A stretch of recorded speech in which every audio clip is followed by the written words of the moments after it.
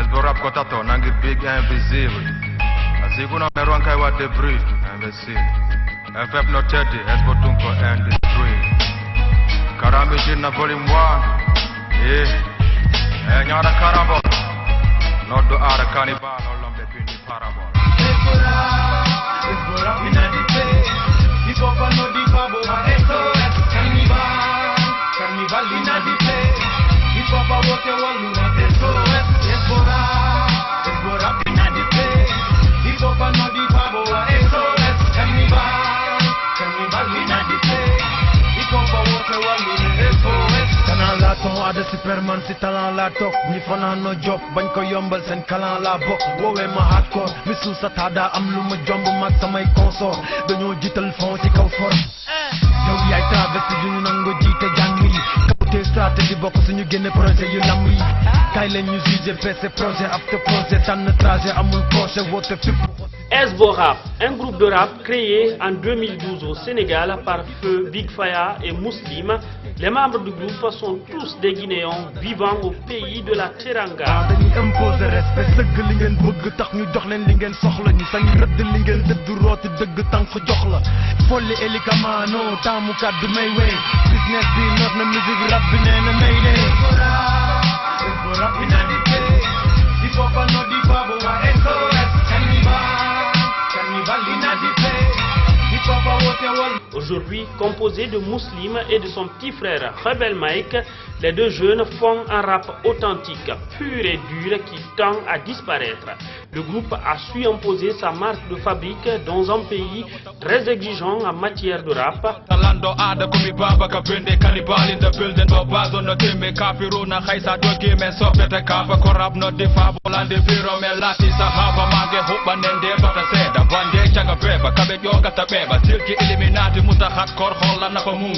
Esbo Rap a une inspiration hors norme poulard. Les textes tranchants du groupe dans un flow carrément hardcore font du duo une révélation, mais aussi une relève d'un genre musical qui s'éteint à petit feu. Yadu parisi wadi ha o woni bare wotte sikse bura mayde gonga hay si tayda acci be ngo ha tor siko tongal men tori ke yo alla be Esbo rap ina di pay di popa no di babo wa SOS Carnival ina di pay di popa wote walu na.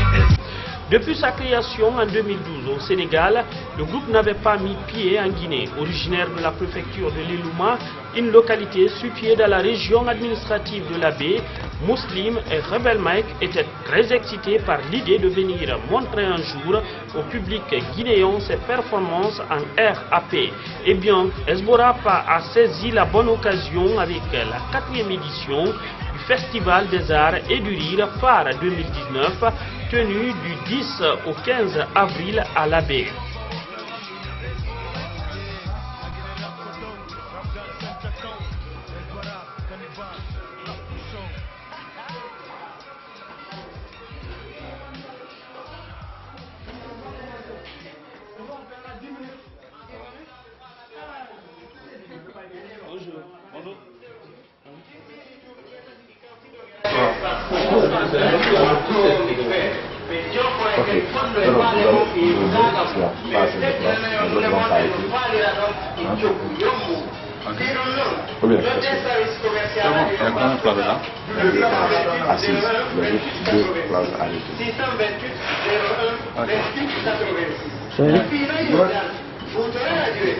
J'essaierai dedans, hein. J'essaierai dedans.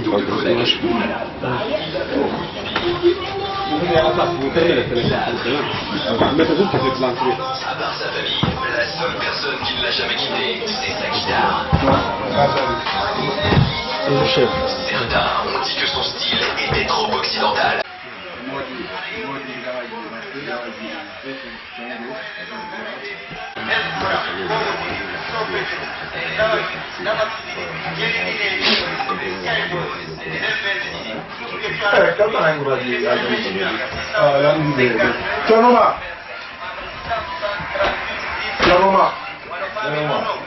ko festival des arts et du rire ara ben don kadi hewtay do ngandi ben don ko sare men do jida heccanki ara be fuddike murandum tele makko amphithéâtre aray tinday koto Chérif voilà on ɗon wawani hollude ko homɓe hewti ɗo si fuɗɗode muran ɗum komi andi kon toon artiste ɓe mbino ɗo kono joni tawi teddungal ngal Mr Chérif aray o holli tan ko homɓe ɗum ɗo monsieur Chérif assalamu aleykum. Walaikum salam wa rahmatullah. Ouais, Ndirigram.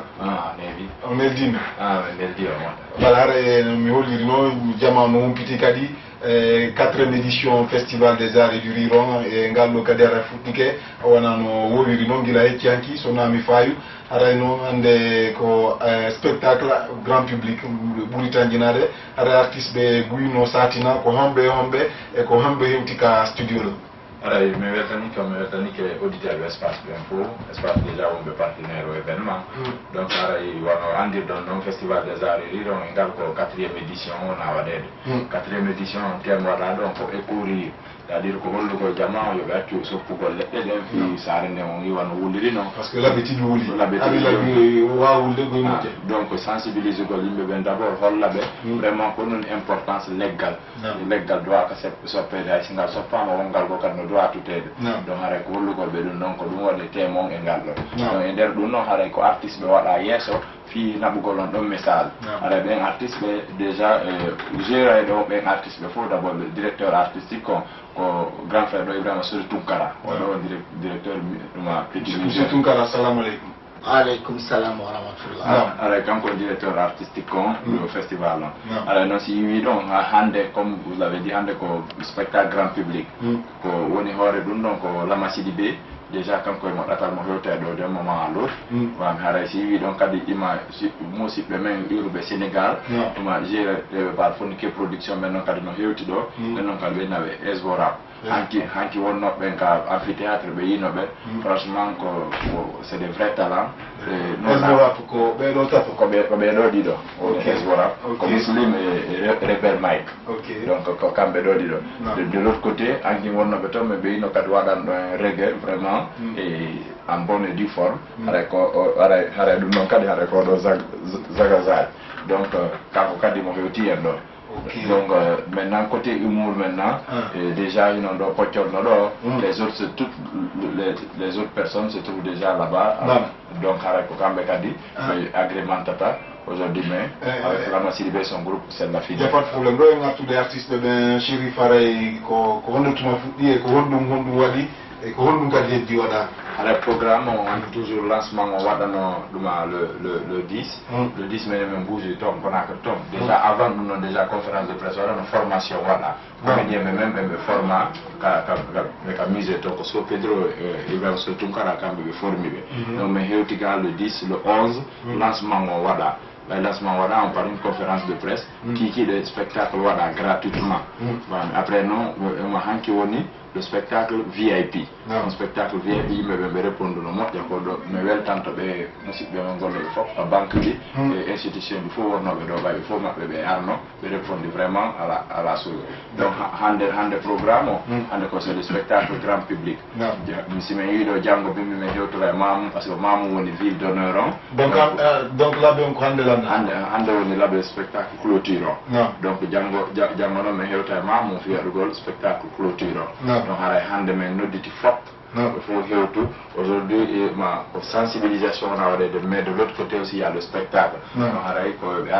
Ils vont découvrir ça comme toujours. Alors bien dit déjà on a fait 3 éditions ici on donne 4e édition mais on doit toujours renouveler nos confiances envers eux et de venir massivement. Voilà on te togoun donc quand on a amphithéâtre tongo. Ok, y a pas de problème. Haray ko no woni musibe be fami haray ko hande un spectacle grand public wana no Chérif holli rendo ni haray artiste do Bruno Satina fuddorade la Massidibé wartodade Zagaza wartodade Esbora haray bendo no don c'est netti kadi ka humour haray portole ben no fop be hewtido e salminede ande kambe kadi haray ko dum be bien. Assalamu alaikum. Walaikum salam wa rahmatullah. Bilaka ko présentation nane be présenter do grand tunkulo ko la présentation générale. Voilà présentation générale donc ko monsieur Ibrahima Sori Tunkara l'amour des Awagi. Mo di mabbe di go jombe be di do kala haji jo bariazo ko dimanche. Ele blandinga ko e fo be tatoka la Oui, il a dit publiquement devant tout le monde. Il n'y a pas de problème. Ok, bon, Jamal Labion faut no andi menen ko men yoborto kam yaata o hara me de yobori ko kirdi donc hara ko dum me wata be okko bella andi non dum dum fanda. Mo okkima welo hara o okkima fo. Hara on don do buri okkudo ma on yolindo ma gondi. Hara donc hande meden habbi on ko hande me wiata on au revoir ay do andi men duda arde ga ko kam men kono arrêté len to occupation jidin no dudi e hikka do no saga me bay men ari on jabbi kemen e jammo ere hara wayno dire kadi e jammo ere donc ara meden habbi yo hande jale hañije de lakke Sala Jebiere ko no miri e ngarta directeur artistique comme don sifanoi pe de titemben ko fiti artiste ben surtout kara aray ara monsieur Tunkara ko artiste la mure tanina do way pula so wa ta wada inflation do mbuli la bion jama pas de problème on banda micro ngara ko fewti artiste be ngara ko hondu jama wata sarta de ka kiki de do parce que on a no chérif oli no ala na hande fuddi ko hande oni rawna gongo. D'accord, d'abord ko mimi fu porta ko weltana go radio espace tawde golle de wattonde wadanton artiste be parce que son yimen do mais par exemple ko laboni quand même mi fait 50 ans mais artiste depuis 30 ans mi yeyi nokul info mais si ayi meden arta watta activité ji labe ga ko soutenu gol jeunesse labe on walla labe ara labe kayen kadi folay parce que lagine fu no welay andi ben lagine gine mais wono kamawo ala on andi donc ko sabu dum men artiste do donc min en ma qualité de directeur artistique comme un way ko to de suba artiste be pour be moƴƴude jonna opportunité publique là-bas no be yira artiste be de grands artistes sur le plan de l'humour mais kadi sur le plan musical donc comme un landoto public là-bas ko be aru e ara ka amphi parce que ko falbe mabbe woni wadde représentation ji din do donc be doit mobiliser des moƴƴa non holla public on holla yimɓe ɓe modi goɗɗo si arti kam mum ko hanaɗo jaɓɓede donc meɗen landiɓe fo association ji séréji ɓe anda que hande Lama Sidibé no ɗo mais jeune ɓe rappeur ɓe kadi e hono humoriste ɓe reggae jouɓe reggae ko c'est à dire ko melting pot ko men choisi su soirée hara ko koye wolu fi écologie mais koye wolu fi écologie e tuttutugol leɗɗe waɗen no gerdire yura kamen on andi mais hara ko e hunduko artiste ɓe ɓen yalti voilà donc ko wawɗen ko landagol autorité ji laɓe ɗi lando public laɓe on rewɓe fayɓe il faut be aro hande ka amphithéâtre voilà matcha ke dim lando fiwe la fi parce que je suis à Lama Sidibé de ngandi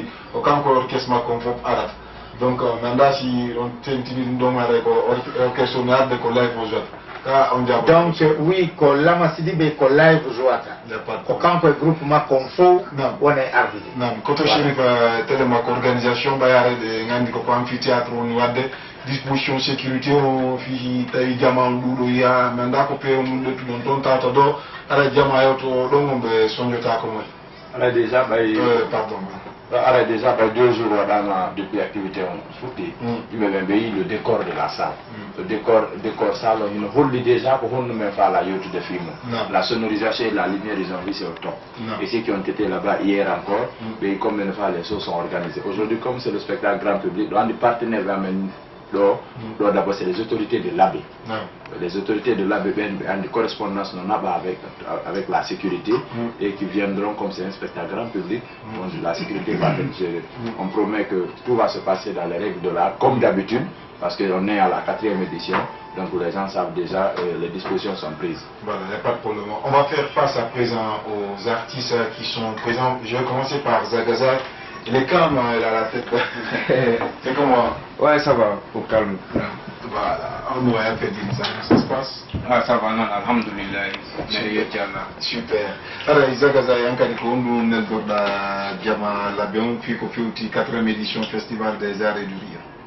min ko welo welo tum mineldi laɓe galli welɗi densol voilà koto mamadou nodditi men meɗen ari waɗugol welo welo laɓe donc aray meɗen nodditi guettoyoɓji ɗin fof kala anduɗo way no yiɗi Zagaza no yiɗi Esbo Rap no yiɗi tous les autres ara meɗen habbiɓe hande min waɗa faya on tigui tigui quoi voilà galli welɗi men eldi y a pas de problème bon ari mais abimi dara si mais ɓayɗo instruit reggae fuɗɗoɗa yaltinande ndande aɗo impliqué à toi ok ça va c'est le reggae quand même hey Zagaza whoa yeah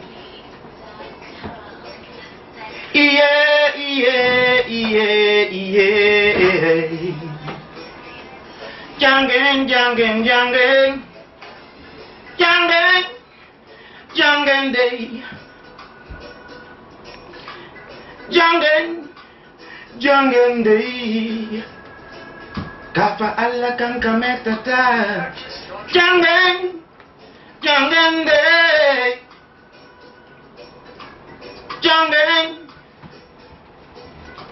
Ugandal ala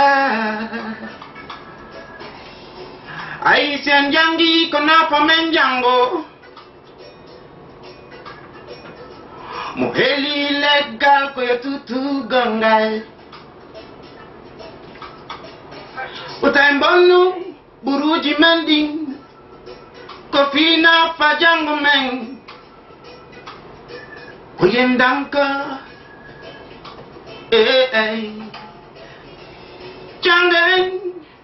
Jangan day Jangan beri wagandal ala Tentu ko Zagazai Bibi tan tutu koyan tutu let them in there. Voilà. En famille comme Zagaza, voilà, il est vraiment inspiré. Yeah. Alors, avant de recevoir le son du groupe Esbo Rap, je vais couper ce son, il n'y a pas de problème, on va passer à l'interview. Le temps pour moi de recevoir le groupe Esbo Rap. Zagaza, gros big up, c'est inspiré franchement. Yeah, merci. Voilà. Esbo Rap, on va faire en français ou poula? Parce que on est en plein de la poula. Tu vas tirer ton micro pour lui. Non, Zagaza va tirer son micro, il va s'approcher. Voilà, je vais commencer par celui qui est tout près de moi. Bonjour. Bonjour, monsieur. Comment ça va? Vous allez porter l'autre casque là, sinon ça va siffler. Votre casque, portez les deux oreilles. Voilà, ça va. Le temps pour moi d'avoir votre son tout de suite. Esbo Rap, c'est un groupe, bon, excusez-moi, c'est ma première fois d'entendre, c'est un groupe qui fait quel genre de musique et qu'est-ce que vous avez amené pour nous, parce que moi j'irai ce soir pour découvrir justement ce groupe Esbo Rap. Ok, assalamu alaikum. Andigol jaman taw ko men ko. Jaka grand mon bula quoi.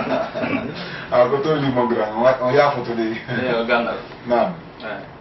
Ara ichi ama Esbo Rap ko groupe ngare ko dai rap no ta ko rap tu wante si wi rap aray e nyalande ande rap no fandi seda ray ko reggae ko dancehall ko jarum do yimude. Mo avant tout mesamina jaman pop. Iro population labion, iro kadi les membres du festival, bébé mentay do pop Mamadou Togen, tous les artistes humoristes quoi, donc pareil men rubi ke fop gandal tawti mo kala ka woni quoi. Voilà, donc si yo dum don Esbo Rap ko groupe mo non darman ko rap tum base men jila tamura din quoi. Donc ko iya tigi woni der ton ko rap mo non darman ko rap pure du ko ya rap authentique quoi, rap classique ko do woni wate. Voilà, ko don me bali ka ko don woni iyangal quoi. Ko rap la ko woni wate. D'accord, ara album mo no do me anda ko mi do galli bu yare ko hondu mo ton fijande ande jamon parce que ara yona no be woni lo no la massive no ton Zagaza no ton pochole no ton comme zembe go kadi ara me anda ko hondu wa ton fijande jamon ande ka am fijande. Moi, je me considère plus souvent que tout le monde est ici, en tout cas, Jama Welto, comme nous l'avons dit, parce que ko ɗum addi men ɗo kadi ko accugol ɗo trace ji acca ɗo ko anondarama ni après jama woɗe ko finiti par ce que ko ɗum ɗo woni première fois meɗen ara assistugol e duumuraɗo donc si tawi woni ngal teddungal ɗon hewti minen kadi mi wata sina rondagal teddungal ngal a faami ara dasade ngal quoi weltina jama lamɓe mum andina ɓe tigi tigi Hezbollah kadi ko ɓiɓɓe maɓɓe par ce que quand même ɓe leeluma juntu quoi. Il n'y a pas de problème. Hezbollah po joni yahay ka publicité filminitaji tati arte mo garani hetti musique ji mon ɗo ana ko yimmi yewtu Allah a woni sukara. Il n'y a pas de problème ɗin ɗon fof no ɗo yewde kadi koto Chérif fiyara natugol ngol e ko wonɗum ɓe ɓurtata ɓeydande jama on ka kekiɗe ɗo waɗa publicité ji ɗin tinde mbawto minute aji 4. Okay.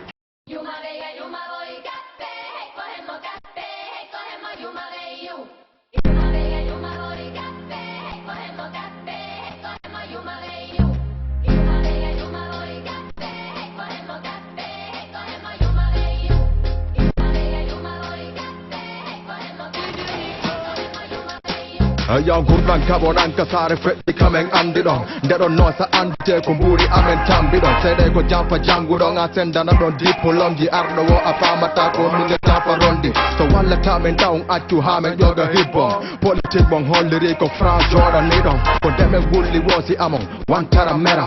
Gataramara. Mo Alamaro Hatta Yasa Pan Taramara. By Dolle Denka Hore Buri Tolle Sakutiga. Amara Sakutiga. Katesu Wal Bolondadon Katiko Mako. Also Kusanja o wadi kabali bar jogibe buri benno deɓƴi ɗani fali bafe musidɓe ɓe gartika welogo Fouta trésor yatiri minute capantati e goɗo e wondi e kippu festival des arts et du rire aɗa artiste ɓe no nder ga e ɗum ko wona Poccol e Zagazay e o groupe Hezbollah para e yewtidinane e Poccol Zagazay kadi o nani to makko Chérif e directeur artistique on comme surtout karaɓe yewti en ko sarti comme télé makko Amphi ko pe hon ɗum ɓe ɗetti haɗa ɓe wondi e groupe Hezbollah pon aray ko gallum maɓɓe on ɗe jentade ɗo e garte mo andintinela inde nden onon kon no woni inde nden min ko muslim inde nden muslim et l'autre min ko Robel Magne Robel Magne il y a pas de problème haɗa ɓe yewtude nane gari fi album mo on tawata aray ko titre ji sappo e jeegoo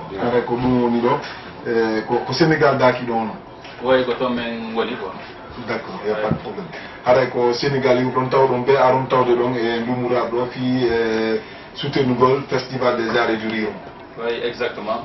Ko toon contact ɗin fuɗɗiɗo ɓuuri après men noti e ndumuraɗo ɗo woni kadi welo welo molnaɗo haɗay ko nanda si tawi omon kadi ko semi live mas ko live joton mas ko playback aray mi fala on pitade ɗum no aɗa jama yawɓe ɓe andi aɗa ko honɗum sabbiɓe minen min fijirta playback ɗum ɗon ko muraɗo fayɓe noon quoi live on min gollirta quoi par ce que jama on tawi no dari il faut jonnaɓe ko no darma ko felli quoi.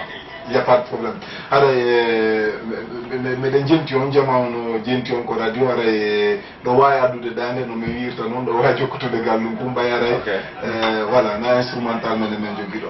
Invité dans l'émission Welo Welo Fouta de la radio Espace Labé, le groupe Hezbollah par un freestyle high level a conquis le cœur de l'animateur de l'émission qui était débutatif à l'entame de l'émission. Jokinaka tempo tawade joobi yalta dosa oba dosa hatta dogi den pira horen dosa jangu bawra winda bara jangu dara mako to yumbide dunga nyaake a dumbinaake on gañaake Hezbollah hewtiɗi nga ñoƴƴi fareng rento men tamen oƴƴe beleng mo hibbanima kasini wata jibo ñande o soƴƴi fareng jakka leyɗe son heedi kemen suuɗe sabu famɗina tuuɓe jembino wiisi wulɓinani Hezbollah niga fenade mon ɗuuɗiɗo doole no ɓeydi ndi tuundi ka raf mon suute karamɓe mon tuuɗe son tindi kemen on ɓe wi son heedi kemen suuɗe sabu famɗina tuuɓe jembino wiisi Ça c'est le vrai rap. Ah, ça c'est le vrai rap. Ça c'est le vrai rap. J'adore ça. Le troisième couplet. Ok, on continue. Wala jaw inte pada ngari bini mo ay bu sawari fete kal fitti bon poli ki mo jam yo diga damay yow tahe munto da bako suudo sorta kala bati mawi andinabe anna babu rabgine be ko Hezbollah mo heddora sina kala gol petato deju bay men latika armada mu zuzalani tambi ala timolani nigo hundum dogata darbe zahira sikude filmolani ila hesbo hewtida kasude ada tawe rawan kabude menak mi fudi gola harida agude Saturday night merapata sa koda edema nada kada kula bay. Voilà, Esbo Rap, Anna Yorikin, rap, c'est dur quoi. Rap ngadai quoi. Je n'ai pas mis coupa quand on a capé la grande samborna qui casse comme nos piliers, il y a une chiffre. Ok, donc c'est bon. Hein? Voilà. Il y en a un capella. Il n'y a pas de problème. Ok, on parie. Umene windi don to jogi woli pulal mawbe do jibay hat kono dagi harma hesbo ma yali wapi sa tutay ator ka daddi yarna place mako ka bande tous ko menen zwata marka bi ta jokkume yilto mi doga e ko sida mari padi ha ko shit waylo ta ko susu do gere fono andi hay fokkiti wayno ta ko atekata tundi bolchaka microphone mi de ko bindi mi wowtina bisu sakko to ni fedda a jawdi kono ka laawi ko an takko to mi fedda nyaada karambol windu ha dimbi ko i baba ma ta daro inada wawi rap haram ko ita yenni appropriate tipika bumba yeddu mi ciukete bullal sellu ka teppe si gunda ma fe on tekka si bunga hesbo rapali futti muslim bahati joggi bindi anko bone wala biki beldi didi mc ji tafa golle hatta wiya ko balde yidi mbabba ko utte andi woton sendu men potte ma men udda budde bande non c'est fort Ayo lucid man ka hore big jonne ko wadi wicked man pay from big fire not the time joni mi sanzi nem ranki nye so do fina sela bonki man ko ganda me yaya ta wona sonji man o teddi man foppu me yodi ton gero nigga ha e president na goto rotte ten hay sta en how to no kuri ko lekol how to den na classe e prof ma men turi e bada fofi narwa sofia buttori kadi mc nandu ko de fadi wande jawre hayni budo dum ko uppugol jondi doga ha la fa dengal wona muytugol toni niveau mabbe jolti boy Esbo, mesdames et messieurs, ce soir à partir de 18h, bien sûr le spectacle de clôture. Voilà. Allez, on va continuer la musique.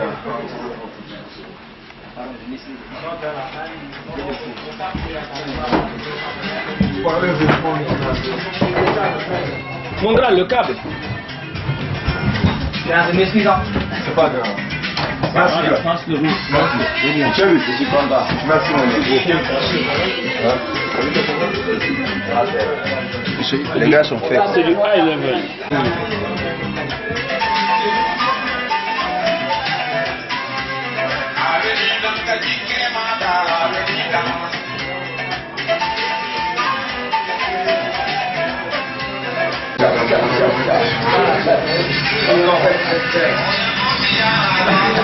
Tapa la pa no feja. No tapa la pa. Kata biri. Great tolon.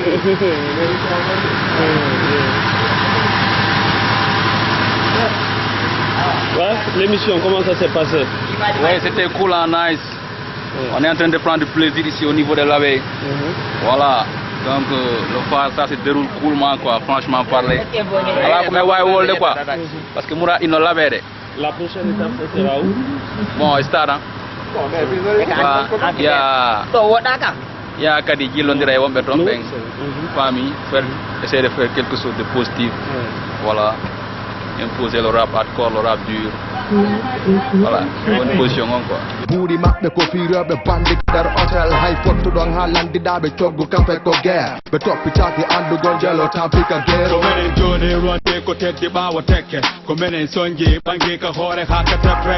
Les deux frères ont débarqué en Guinée accompagnés de leur manager Alpha Diallo et de la structure événementielle Phonique Prod installée au Sénégal. Esbo Rap n'a pas oublié de mettre dans ses valises la mixtape Fina Fino composée de 15 titres.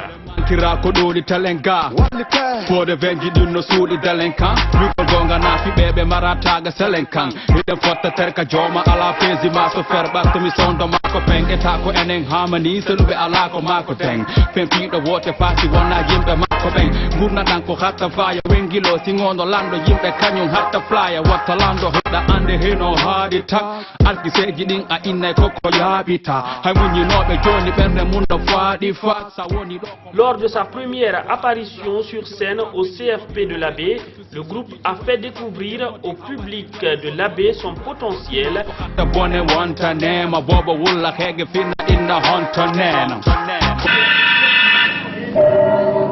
Hold up. Oh, good shit. Take it. That's what it is. Come on. Okay.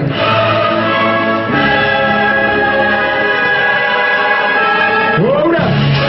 Put your hands up. Everybody put your hands up. Yeah. Put your hands up. Yeah. Everybody put your hands up. Come on. Put your hands up. Everybody put your hands up. Yeah. Okay. Di sul mio chilometro qui scollavo mi visti a di ore ma come tu cambiamo con gli altri vuoti quelli che lo pensate cazzi le becca per il giro con giri con canta il beccati la guerra ma io con un ultimo e venga di qua come da tutta lì che da ringiare ciccano fila che chiama Iraq e America da come Venezuela e così cose le colle che hip hop la verità ci vuole nota rispetto da ta e come da un detecto più le con canta e se escamo non è manifesta non sanguinavo fare giorni caso da me chiesta fuoco e uno nga sicuro mille ufi no camune come mala che come uvo matamento e buono fala io da di toccando rapo capini una samba cara guardavi daru piacciono così una buona razza non chiami da fiti di chi non tutti da giorno non mi da stupido poca vecchia messo prima gigi prima aci duma e doghi ma mi da pure io ora come l'alfere ma poni nato dell'allamento di harico tecche tolle aria chi venecca tolle hari window evo matto da heppo window che vo falanga scotti da alfona io sono di bocani ma e te secolo pervertir gioco che solani utoro ma pervertir vedere che li torna al verso ma è possibile e buona comanda di ne come humi e tiro tu ben nagi to di was tu alumi vide ma sono di porto a tu me cato velocinante socco se la giri alla calo tacco bocca microfono qui tu ne paratival comatti rotti che tecnici di alla ial venendo gilla tanto per la giorno no pensapu hapo chico che non da bravo con il capu na video lavoro con no head for up people the dog and rap on the press of poco vecchi di presso la tego this is from the hood house of the rendezvous is the one that's a cool no for tu video che has for up for a print con canta rap we be at the video da con canta the best music from the underground con canta love it con canta video che has for up for a print con canta the we be at the video da con canta the best music from the underground con canta yeah did you pull up yeah rap guy con rap bring it cosa pasa buena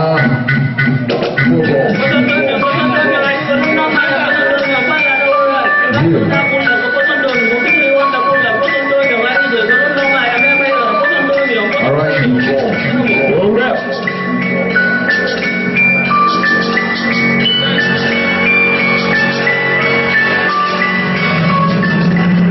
tu mame so file che sta roba ko so fare fida hikka mame so fare fida tu che illumina ka so fida nyambi na foto to ana bago wa file me ko bene che do ko foto to ni puri punna morta di to chiamo mai do help the time hip hop ti sai così e rap ko ma ka fame sai ande robel mai ko labi puri ko sakto to hop tu sta ko to so fala me liuda na is rap fa do to mi do bandi ko no ferla tan ai ti be jeji o wana on bandi kala ka par ko ko jume pedi o wale ko labi to to ala di fa be gatte fina fala do mai da li mai do becca again che fosse contro tu attacca da una lady volle hino quasi lady si come del labireru se na go dire gallo a me foto nabiredi ha pega li pari mondo wa che sono nabiredi no me veia ni lo fanno fatto tu gialari poco do tu tiro yara la su gialari però popoli posso domini come vuole hicca hai si puia vuoi gialare no me veia ni lo fanno fatto tu gialari poco do tu tiro yara la su gialari però popoli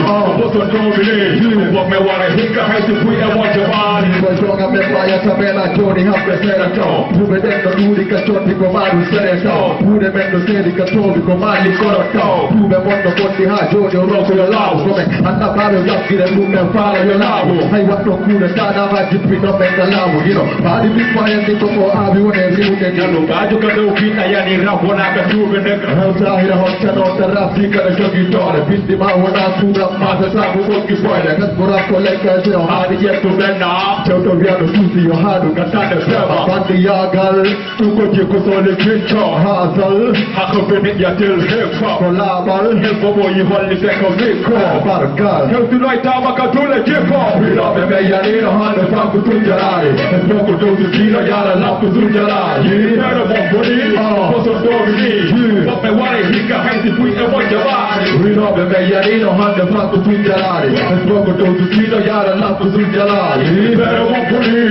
poso do ni pop me wale hika haiti pui e mo jalari ila be watu ma ke piri foto rapo na be singi chape ma ko tendi wo adi pataya e je piri we e mo no do ko anke geje fini rapo mene singi tetu mon fils me kieti ma ko fi be mini tetu mon muslim ni teto moi je suis pas ton légal pour une tomago na wo hada tabi na da ton légal we not the simple but we not final e gon le arti sai ko vindi tu ka vindi tu no no mengala dimmo we see ko na healthy come ko na joni be barakino my mind is healthy healthy what we yo ajara kino e ko do ma ko uji wota healthy do ko ma freda ma get abe ko to do ko alfo ma do ma seba you ma ka to ka rasta yo porto da what the wife for after in the fuck va tu porto da delle rive ka do la chi mare tu to kundi mare ya hara tu finale tecnique do tu finale tu giornato kala vendio ko tena di vuoko farata pure ta fili che venga da tutta per tutte fuori di vara da turi ko più atturate ko ti verrati ante tu rati do ti e do ma ka ta garante ku tempo de ka pande tu ti che vengo sempre fetto a to ti da tappe ku ti ottona ta da ti me vita sera tappe ku ti veda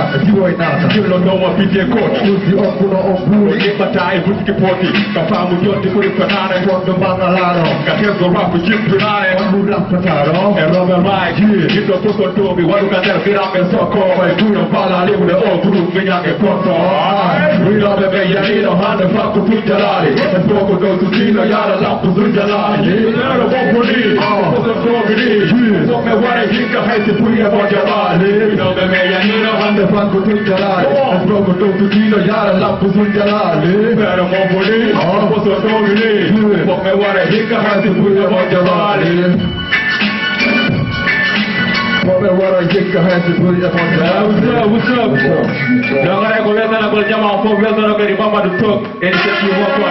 Jangan aku lagi biar tak ada lagi asis dulu lumurah do biar apa aku awal apa bu gada light. Yeah, respect. Merci.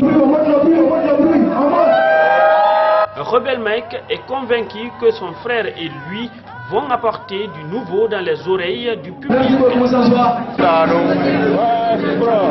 Bonne prestation. Nice, hein?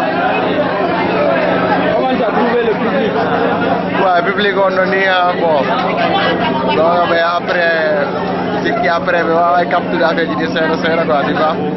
Parce que c'est la première fois, quoi, on a presque la Guinée, tu vois? Bon, je pense que ça a été quoi, tu vois? Parce que musique de famille, affaire serre quoi. Je pense que c'est pour unir serre après pour être carrément fait, tu vois?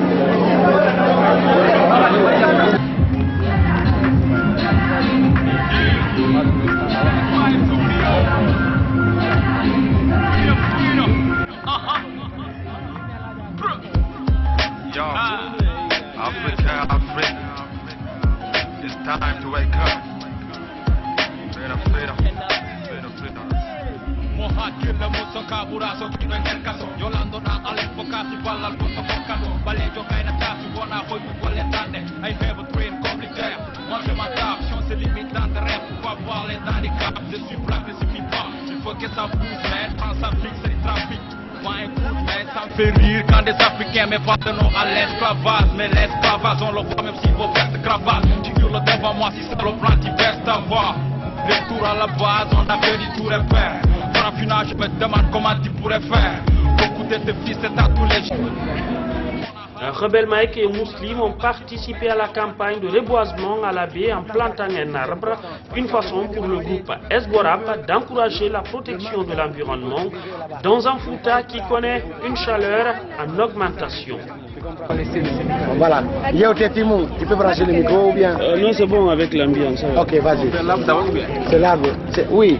Maintenant, tu enlèves ça et tu mets dedans. Yo, donc grand. Tout dit non, tout non vite. Il était capitaine. Alors, les nids bonalde. Voilà.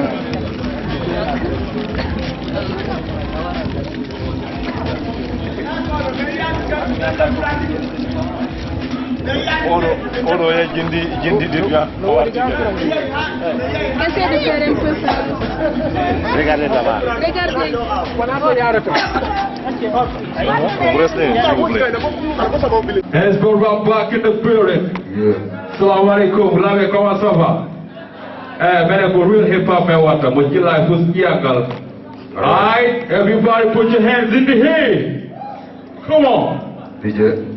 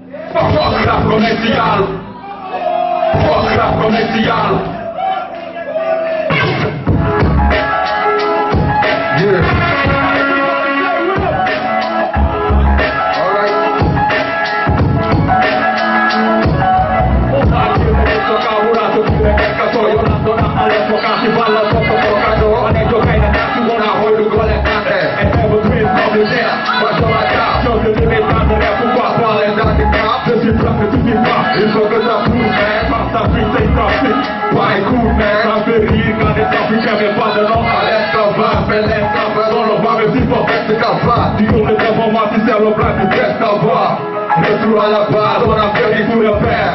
En final, je me demande comment tu pourrais faire. Beaucoup de tes filles, je t'apprenais, tu vas de tout le faire. Tu en as mal, mami, I wanna die, but tu told me I wonder what I'll mommy for the filthy. Oggi dico al-Nazara, messi fra che ti metto la tua nave, basta gara. Quella le cassa, ma guarda, Sahabi, sta da vide. La Fiorentina, io per te, una casa dell'ide. Per attivare, quello che teoria è neffa. Ma se ho un governo di guida, quel è il bottom. Questa chinato, messi bonito, a secca. Cavappo, ciucchi, un po' da sacco, bella. Con una cavaloli, in the tempa, saccara, io ti dai l'uca, poi vuoi dico che che gioco critico, non l'ultima, io dico secca. Prima io vedo, prima voglio la TV, comando quello che sto mai fare, prima io vedo, prima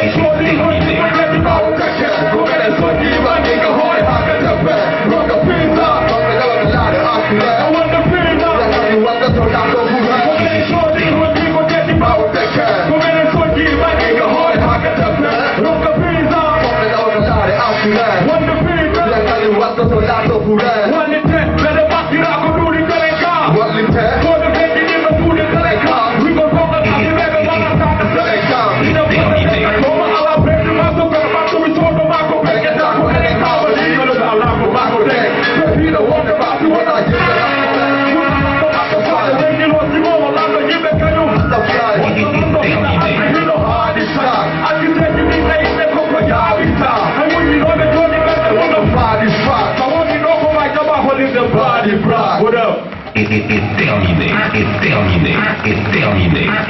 terminé. Yo.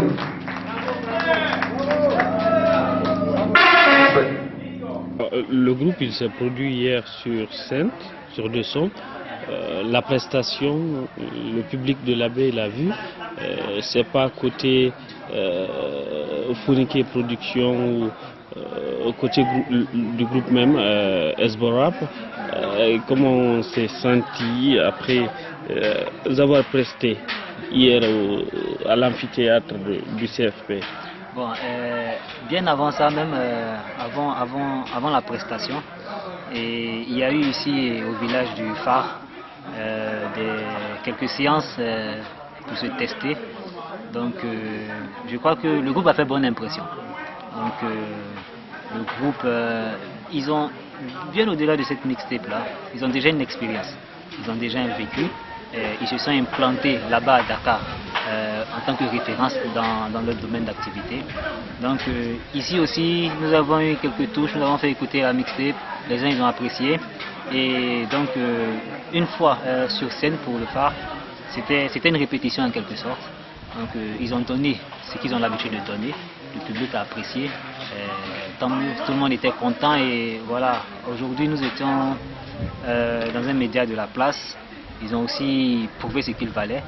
Et là, je pense que les gens sont impatients de les retrouver encore sur scène ce soir. Saiko abandi mesabi makatenge nanda kabindi hai sakona katenda bauli bende buri yundi negeseng. General no wawi kapitenga tedine saria jidi nabiteng. Kwa sexy da yidi mono. Hezbo come fenomeno wona no be madu fena nano makoni wota jinyu hato titane uju songo wota dido tatona ne koko rabatano waiwa chondi tame kondu sikuno dama niga. Peundo ko yeggata me mandike. Taku ko me bona me yendike. No torai no de kinje biloge. Ugo tembu ne menta yaki ne windani bablo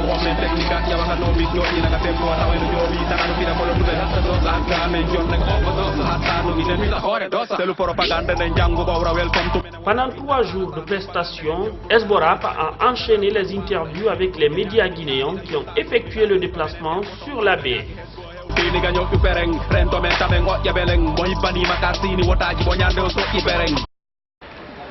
Muslim, bonjour. Bonjour. Rabel mec. Yeah.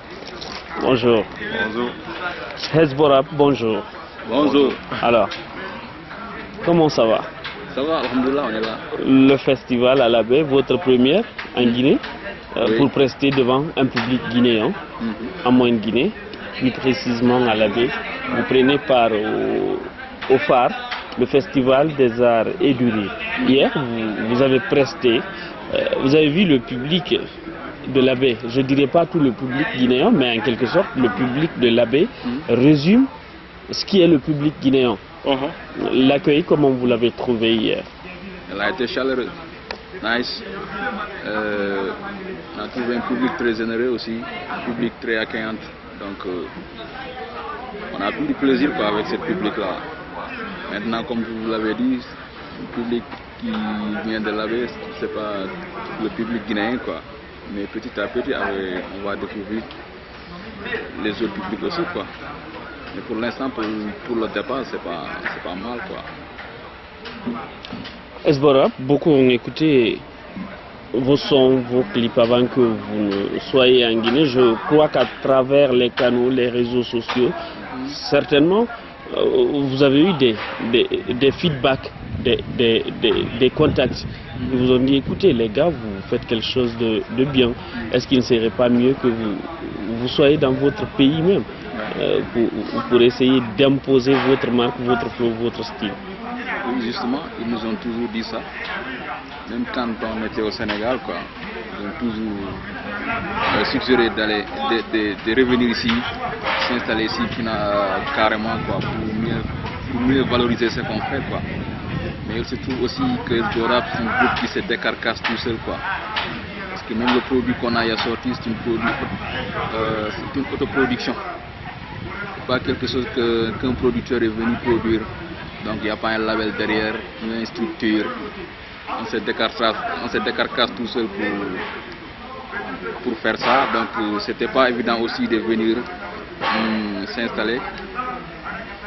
Mais là, comme on est là, présent, on est en train de prendre contact avec les gars de la culture guinéenne que ce soit des animateurs qui travaillent dans des sites internet ou bien des animateurs qui travaillent sur des télévisions, ça.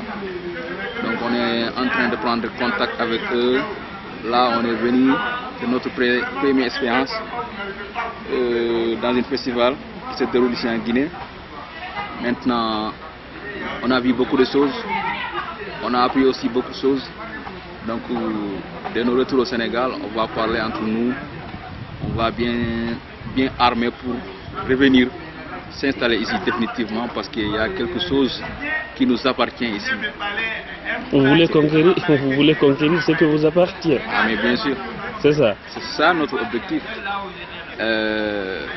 C'est-à-dire de mettre notre main ce qui nous appartient. D'accord. Le rap polar nous appartient ici en Guinée. Le rap polar c'est pour vous. Ah oui. Il n'y a pas de concurrent, il n'y a pas un deuxième. Nous je trouve pas le concurrent. Ok, alors peut-être que j'aurai la confirmation avec Rebel Mike. Si le rap polar il est à vous, toi on va aller en polar. Tu vas parler de Hezbo Rap. C'est quoi Hezbo Rap? Bon, Hezbo Rap moi ko men explique tout le temps. Bon, Hezbo ko doudal quoi en fait. Hezbo ko doudal rap. Donc on a andi ko ni rap quoi, coalition mo on a hore ma ko rap quoi en fait. Tu vois. Donc c'est ça Hezbo Rap non ko groupe créé depuis 2012 comme on le dit tout le temps. Mais oui quoi en fait. Au début c'était 3 personnes. Muslim, Big Fire et Big Manager. Parce que Big Orapata il est là tout le temps quoi. C'était 3. Après comme il y a la Big Fate en 2016. Muslim, Rebel Mike, Karab, Big Manager et les autres. Estafon quoi, tu vois. Donc c'est ça quoi. Donc on y Hezbo Rap quoi carrément. And on y Hezbo Rap. D'accord. Alors, mi ɗo mari question goto landal gotal ko Hezbo Rap ko rap watta. Mais ko honno sendi rap Hezbo Rap on rap hedditiɓe? Bon, Hezbo Rap ko sendi men e rap hedditiɓe c'est parce que men mélange ta quoi. Ko rap me woni wadde pur et dur rap hardcore quoi tu vois. On a un mélange rap à l'ancien quoi. Comme nos méthodiques andirano non et rap on quoi. On a wadugol do hande rap ha boya lilto e poda wala ya wada dancehall mi anda wala afrobeat du genre acita mission mon quoi. Et je pense que rap ça indie rap ko révolution kadi quoi en fait. Nous on est là pour parler quoi quoi nanda horema bon ko on est fait des sociétés on quoi. Imbe ben no soholi wolaybe quoi. Nanda horema waway yaltinande be ko be woni wulude le ko yimbe be anda quoi tu vois et no landi kadi idée ji kadi quoi yowtide fi aduna on hamba beydo ndira kadi hakkil quoi tu vois. Donc c'est ça le rap quoi menen ko or rap do me woni wadde quoi. D'accord. Donc certi men e wonbe do ben woni wonbe do be woni wonbe to ben kadi quoi tu vois. D'accord. Menenga tule hidon kaleke so khairi kamen tude so fandina tube jembe wezi ul bilali Hezbo diga ferade mon dudi do to de beiti di tude karab mo sute karambe mo tude so tidi kamen on baby. On continue. Rebel? Ouais. Arde yewde nane fi ko sendi rap mongo e rap groupe ji hedditiɗi ɗin. Wodi ko yewtuɗa fi mo ko tawata onon ko rap dur watto. Wano méthodique engagé ɗo wano méthodique en waɗira noon mbawa ɗo na finalement joni mouvement ngo noni noon woɓɓe ko fuɗɗo rap sa kittora dancehall aɗa nata jillidira fof e mum waɗa fooɗa quoi. waɗa fooɗa yalta carrément wallina to gere rap quoi. D'accord. Ɗum miɗo andi Mamadou to kanko mo mari signification makko pooɗa on sa alanimo fi pooɗa ko fi accordé o ngo haalantama par ce qu'il connaît un peu c'est quoi pooɗa quoi. Voilà. Toujours en yewta fi groupe on wano Sénégal ton ko rap pular wat ton ko no public on famirta message mo fala don jonnude on. Bon andi hande gine en jonno jentade ay kon walla puisque ko waytata non ko haala nanta haala kan quoi tu vois. te ko waɗi simo jento ko musique on woni ko tege lawol quoi tege norme quoi tu vois miɗo ɗo mi jogoto sonji américain ɓe gandanɗa hoore ma mi nanta ko ɓe wolda kon quoi et c'est des rappeurs quoi mais komi jentoto kon woni façon noɓe waɗirta noon quoi tu vois donc ko noon quoi affaire o woniri ton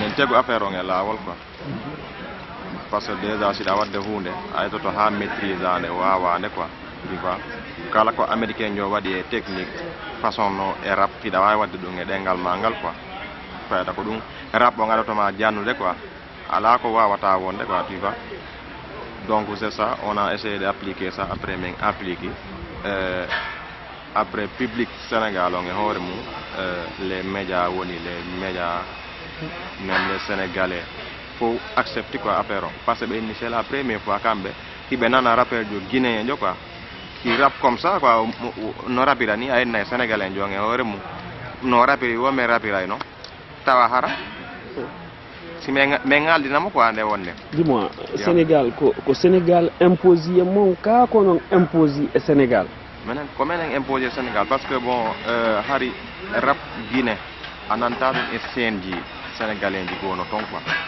a nanata wawata wonde quoi ko rap Galsen tun walla rapay ɗo e américain du genre affaire yoy noon kono a nanta rap Guinée e ɗum noon quoi mais ni pourquoi pas rap Guinée on heɓa place e nder Sénégal quoi kala mani sen tegaɗo e Galsen aɗa rap pulal ngal tawte to ton quoi donc on s'est battu sur ça mais joobi affaire on bon après no woniri quoi mais hande no fanɗi sen waɗay ɗo Sénégal aɗa men tawa kay makko quoi wonɓe Sénégal fo d'accord je reviens à toi comment on appelle mon gars Mouslim la même question c'est de savoir est-ce que c'est vous qui avez imposé votre marque au Sénégal ou plutôt c'est le rap Galsen qui a imposé sa marque sur vous?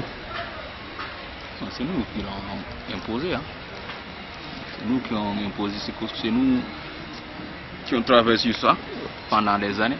Parce que le groupe, comme on l'a dit tout à l'heure, le groupe on l'a créé en 2012. Donc de 2012 à 2018, il y a beaucoup d'années. Donc on s'est battu, on s'est donné corps et âme pour réussir ça. Au début c'était difficile hein, de convaincre les Sénégalais dans le rap polar. Parce qu'il y a certains gens qui pensent qu'à part l'américain et le français, il n'y a que le Sénégalais qui peut faire du rap. Un autre gars qui utilise une autre langue ne peut pas faire du rap. Nous on est venus pour démentir ça. Donc notre premier objectif c'était ça d'abord. Dire que nous pouvons faire mieux que le rap américain même. Parce que le rap a ses bases, a ses normes. Ce n'est pas un problème de langue, c'est un problème de technicité et d'adaptation. Eux, ils ont appris le rap où? Pas au Sénégal, parce que le rap n'est pas né au Sénégal, le rap est né aux États-Unis. Les Awadis les plus forts, ils ont trouvé là-bas. Ils ont exporté au Sénégal. Donc ils ont appris le rap aux Américains, n'est-ce pas? Donc voilà quoi. Donc notre premier objectif c'était ça, c'est d'effacer cette image de dire que moi les peuples ne peuvent faire rien d'autre que de vendre les boutiques, bien vendre des fruits quoi. Nous sommes incapables d'être des dirigeants, nous sommes incapables d'avoir des intellectuels.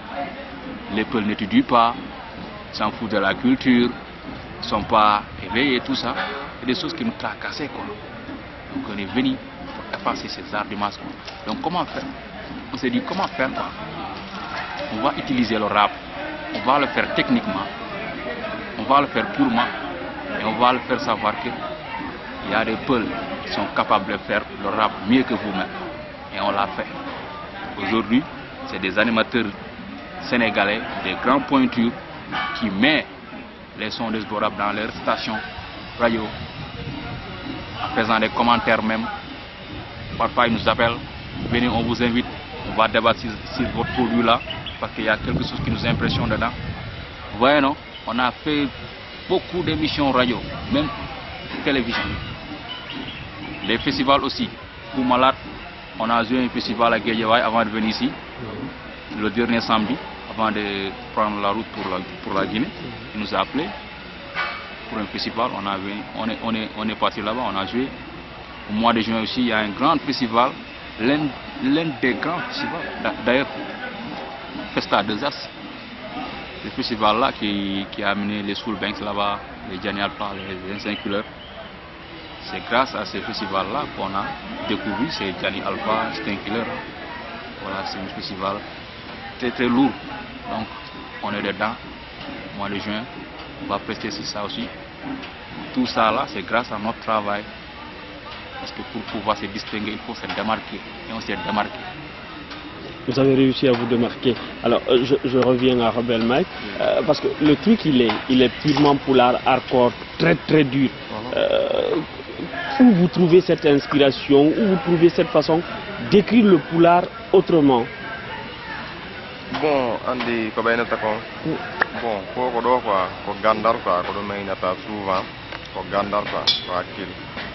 Parce que rap kadi ko golle hore quoi en fait.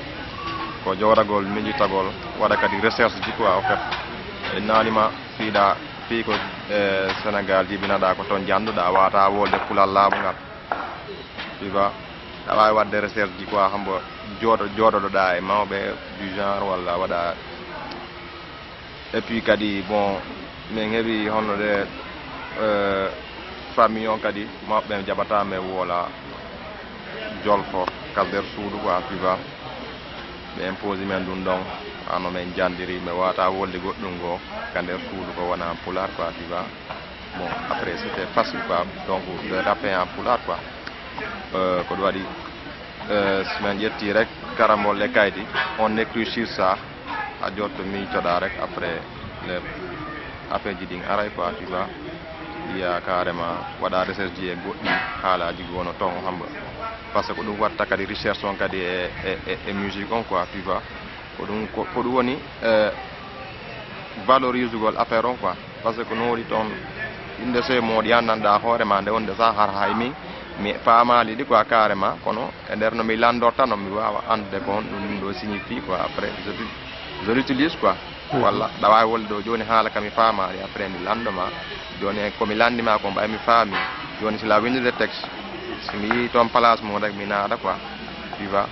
Donc c'est ça quoi, parce que ɗuuɗay kadi lanniɓe men SB ko Guinée ɓe jibina ko toon ɓe jandi hana honto ɓe woni étude ɗi haalaji maɓɓe ngal pula quoi en fait, parce que ɓe nano luggi quoi. Donc et c'est ça quoi en fait, parce que rap on e hoore mum ko écriture inna quoi, ko windugol quoi. Te sa inni windugol donc mi wata arde ɗo min na mangore nde hino kala ekkiɗo quoi en fait.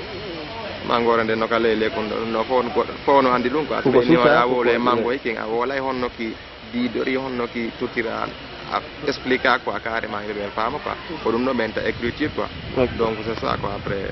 Ok, voilà, moi j'en ai carrément fini avec vous. J'espère que Esborap, on va vous retrouver sur les plus grandes scènes du monde, pas que de la Guinée ou du Sénégal ou de l'Afrique, mais dans le monde entier. Alors, un petit freestyle rapidement en 30 secondes. Okay. Woda men rappeur no ha rappeur jidi yejiti inde mum e pourtant dolle den si wa arde ko tekke tourni MC jidi ko wecce yaabi no lando ti teppe tourni si me we fuck you ko ya rento nafi comme américain ko men be futa men rapayta wano weli jam ko jam angaldo wata falju hatika buba no wawi Terry James jokkume wola bay ko an andi men anda hayno yeso ma way do hatima dizam mo yaltini album mo mayay buge kaaje hadata men tamira on wa sayre nyiri mono wuppi ko laabi jogi hollu watta ko faybe leli Michael fonno tedde takke mo walline koy mo fono vede hey wonami king nami colonel no direla muslim nyaada karambol jetto mi dimba hoore winda 16 bar hawaka bit usaybe bini fawdo ɗum ɗo ono jawti rap ko hutbani natay ka noppi harano waajo ma ɓay hip hop fuɗay waare haɓɓa tuuba hara ko yaaju mba ɗo ya fidu ka biɗɗa dosa wawwa aada binde ɗin towa may gobel ko duɗɗi wowa aywa condi bantara muslim ko waare andirano na fembi dagola esbo ko warga andina beere joobu si memmina guere men addu bindi adduɗa mantiɗo jonnuma zéro ta hayno meɗen seppa ñande wosi kamen anda oto koto yeddu anka joppo hip hop engage to bindi ma yo nafu jama on immiɗo subaka juuli yo wakkilo kadi taratu fana on ɗo tapu nado jiku bande do ngaba kunado. Yes sir, big up. Sir. Menenka tule hiro kaleti Son kai ni kamen sude Sabu fantina tube and champion a wheezy Hulbinali hezbo ni sanade mon dudi do to the baby Hito di karaf mon tute karambi mon tule Son tini kamen on baby Aduli haya nango dirali Ko hezbo tuti ma bandu kasanga talando si utsaren dango na yabi Yilto na panga na wula jawa inti vadanga ribini mani pura tari bo hai fusta wadali Ila haujani bus fete gali suti bonki jini gimi chaga puri dami doni ka udwa mai Heuta hida muto napaka sudo Soto ka leibati mawi andi nabe anna babe rap gine benko hezbo rap mo hedo rati na kela golpe tacho dek yu baime lati ka arma damu zul jalali tommy On choke wa bali men entana pek som figiri Hare fi mo lambi Nigo hontu doga ta dara boy ka kida siku de film mo lani Ila hezbo heuti da kature sida fala ilo hardcore ma ta kube Hada ta mer rapa panka kude mene kome futi gole hare kida agude Yo hala na ko pe ma kome wata ko na fi Saturday night Muslim fire big rebel mic men rapa ta sa ko da edai ma Hika me holla yon dega ta inu yo me wadu doi Hezbo ko fegi di nanga ta puti na nata kander kula baby Anda koi gonga me tipi me yida ko jugula jay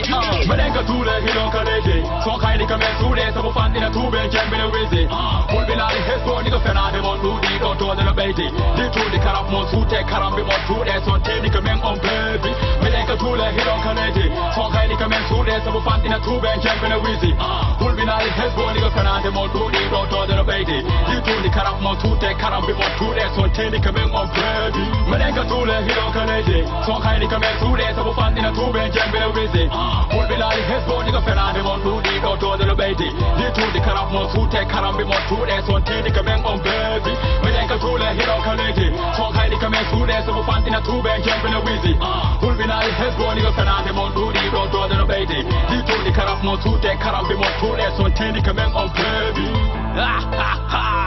Yeah Anani Ko esbo rap my niggas Jay Tanalion Koi Tana Walidon Kalaka hipu don nasi hesbo ko talang aridon Mede Warion Jay Tanalion Alright Hardcore shit forever Board up Ada Cannibal Hezbo rap Karambi Jinna Rebel Mike aka real gangster Muslim nyata karambot Welcome to real world, real niggas only. My mind is my pride, nobody can take it from me. Wanna fight me? Let's do it bare knuckle. You'll be the first to listen.